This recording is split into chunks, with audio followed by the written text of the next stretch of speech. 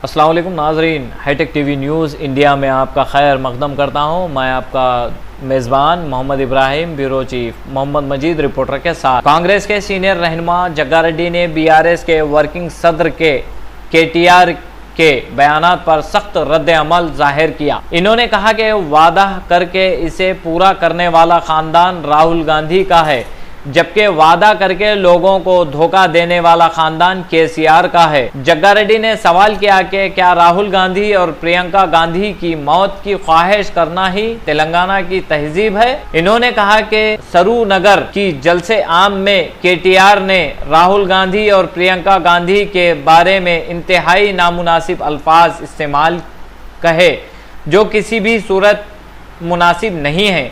इन्होंने कहा कि सोनिया गांधी की वजह से ही तेलंगाना रियासत बनी। इसी सोनिया गांधी के बेटे और बेटी के खिलाफ ऐसी बातें करना कहाँ की इंसानियत और कहाँ की तेलंगाना की सखाफत है। जग्गा रेड्डी ने कहा कि तेलंगाना की रिवायत यह है कि अगर कोई एक वक्त का खाना भी खिलाए तो लोग इसे हमेशा दुआएं देते हैं, लेकिन केटीआर इसी ख़ानदान के लिए बुरी बातें कर रहे हैं जिसने तेलंगाना रियासत देने में अहम किरदार अदा किया।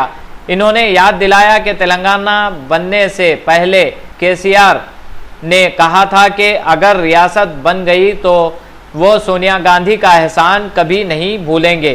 रियासत बनने के बाद केसीआर, केटीआर और हरीश राव खुद दिल्ली जाकर सोनिया गांधी से मुलाकात भी कर चुके हैं। आज वही लोग इसी खानदान के खिलाफ बोल रहे हैं। जग्गा रेड्डी ने मजीद कहा कि राहुल गांधी की क़यादत में वज़ीर आला रेवंत रेड्डी की हुकूमत ने 562 ग्रुप एक उम्मीदवारों को तकर्रियाँ दी हैं और मुख्तलिफ महकमों में मिलाकर तकरीबन 70,000 सरकारी नौकरियाँ फराहम की हैं। केटीआर इन कामयाबियों का जिक्र क्यों नहीं करते? आखिर में इन्होंने कहा कि गांधी खानदान अपनी बात का पक्का है, जबकि केसीआर का खानदान वादे पूरे करने के बजाय अवाम को धोखा देता है। तेलंगाना देने वाले खानदान के खिलाफ ऐसी जबान इस्तेमाल करना तेलंगाना की तहजीब नहीं है। आइए ताज़ा तरीन खबरों के लिए देखते रहिए hitech TV news India. Sangareddy Rahul Gandhi गारी मीद, प्रियंका गारी मीद, मुख्यमंत्री रेवंत रेड्डी गारू कांग्रेस पार्टी मीद, प्रधानंगा राहुल गांधी गारी मीद,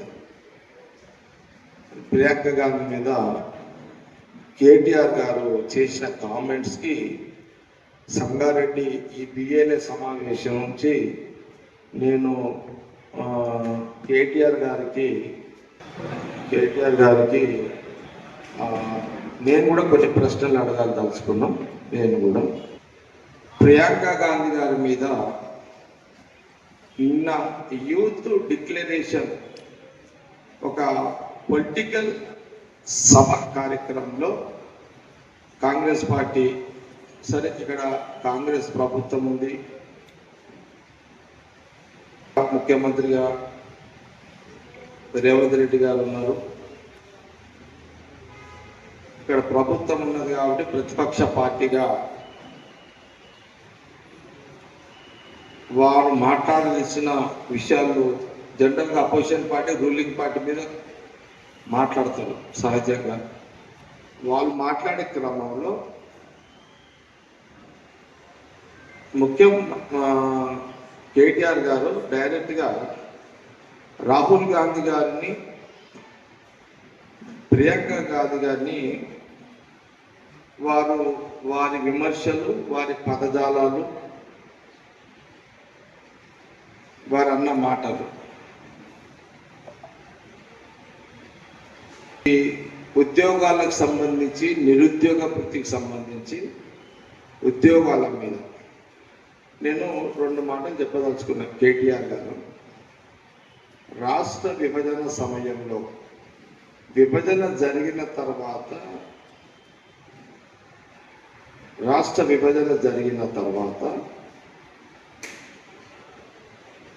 ఆనాటి ముఖ్యమంత్రి, ఇప్పుడు ప్రతిపక్ష నాయకుడు కేసీఆర్ గారు స్వయంగా వారు అన్న మాటలు, రాష్ట్ర విభజన జరిగితే ప్రతి ఇంటికి ఒక ఉద్యోగం వస్తుందని మీరే అనేక ప్రసంగాలు చేశారు. మీరు కొన్ని సంవత్సరాలు మీరు అన్న మాట ఏంది, ఈనాటి ప్రతిపక్ష నాయకుడు కేసీఆర్ గారు తెలంగాణ ఉద్యమంలో కాంగ్రెస్ రాష్ట్ర విభజన జరిగితే కేసీఆర్ గారిని ముఖ్యమంత్రి అయిన తర్వాత కేసీఆర్ని ముఖ్యమంత్రి చేస్తే ఆయన అన్నమాట ఏంటంటే తెలంగాణ యువతి యువకులకు రాష్ట్ర విభజన జరిగి కేసీఆర్ ముఖ్యమంత్రి చేస్తే ఇంటికి ఒక ఉద్యోగం తాను ఇస్తానని చెప్పిండు. ఇంటికి ఒక ఉద్యోగం ఇస్తానని తను చెప్పిండు. తెలంగాణ ప్రజలతో పాటు తెలంగాణ యువతి యువకులు కూడా చదువుకున్న వాళ్ళు కేసీఆర్ గారికి మొదటి అవకాశం ముఖ్యమంత్రిగా ఇచ్చిండు. వారి ముఖ్యమంత్రిగా హయాంలో క్యాబినెట్ మంత్రులుగా కేటీఆర్ గారు ప్రధాన పాత్ర పోషించారు. కొడుకు కాబట్టి, మేనల్లుడు కాబట్టి హరీష్ రావు ప్రధాన పాత్ర పోషించారు. ఆ రోజు మీ నాయన కేసీఆర్ గారు ముఖ్యమంత్రి హోదాలో మరి ఇంటికి ఒక ఉద్యోగం ఇస్తానని అన్నప్పుడు ఆ ఉద్యోగాలు మీ నాయన ముఖ్యమంత్రి అయ్యి తెలంగాణ ప్రజలు తెలంగాణ యువతి యువకులు మీ కేసీఆర్ గారిని ముఖ్యమంత్రి చేసిన తర్వాత ఇంటికి ఒక ఉద్యోగం మీరు ఎందుకు ఇవ్వలేకపోయారు? మీకు 2 సార్లు అవకాశం ఇచ్చారు. 10 సంవత్సరాలు మీకు అవకాశం ఇచ్చారు. 10 సంవత్సరాలలో ఇంటికి ఒక ఉద్యోగం ఇస్తానన్న కేసీఆర్ గారు ఎందుకు ఇవ్వలేకపోయారు? మరి ఆనాడు మీ నాయన ఉద్యోగాలు ఇవ్వలేనప్పుడు ఇలాంటి యువకులతోటి మీరెందుకు ఇలాంటి మీటింగ్లు పెట్టి మీ నాయనను ప్రశ్నించలేవు? ఎందుకు ప్రశ్నించలేదు? అంటే నువ్వు నీ సొంత పార్టీ మీ నాయన ముఖ్యమంత్రి చెప్పిన మాట నిలబెట్టుకోకపోతే మీ నాయనకు ఒక లెక్కనా? అంటే మీ నాయన ముఖ్యమంత్రి కాబట్టి మీ నాయన ఎన్ని మాటలు చెప్పినా, ఎన్ని అబద్ధాలు చెప్పినా, ఎన్ని మాటలు చెప్పినా ఆ రోజు మీ నాయన నువ్వు ఒక్క మాట అడగలేదు. ఆ రోజు ఈ యువతి యువకులు చదువుకున్న వాళ్ళు ఉద్యోగాల మీద నీకు జ్ఞాపకం రాలేదా? కాంగ్రెస్ పార్టీ సూటి ప్రశ్న. యువతి యువకులు మీరు కూడా ఆలోచన చెయ్యండి. పెడతావా? అన్నం పెట్టిన చెయ్యినే నరుకుతావా? అన్నం అంటే రాష్ట్రం ఇచ్చిన చెయ్యినే నరుకుతావా? రాష్ట్రం ఇచ్చిన ఆ కుటుంబాన్ని నాశనాన్ని కోరుకుంటావా? ఏ రాష్ట్రమైతే ఇచ్చిందో సోనియా గాంధీ గారు ఆ కుటుంబం, ఆయన కొడుకు, ఆయన కూతురు వాళ్ళని చనిపోవాలని కోరుకుంటావా? అసలు ఈరోజు 10 ఏళ్ళు ముఖ్యమంత్రిగా కేటీఆర్ గారు ఒక ఐటీ మినిస్టరు, ఇండస్ట్రీ మినిస్టరు, అసలు ఈ రాష్ట్రానికి ఆయన ఒక ముఖ్యమంత్రి కొడుకువి. నీ ఫ్యామిలీ రాజకీయంగా రాజ్యభోగాలు అనుభవించింది ఆమె దయ వల్లనే కదా. ఆ దయ వల్ల